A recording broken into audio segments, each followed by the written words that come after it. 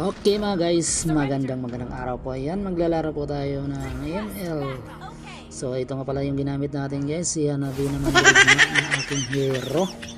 So ayan, bumabanat po tayo dito sa mga minions habang wala pa yung mga enemies. Mag-minions muna tayo. Ayan, nandito si Sever. Ayan, susubukan daw niya ako.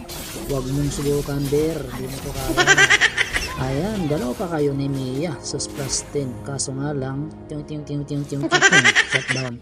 So yan guys, napitas tayo ni Mia, babawi tayo. Tingnan nyo, may turn. So yan, habang napatay tayo ni Mia, nag-red buff muna tayo, pambawi-bawi lang.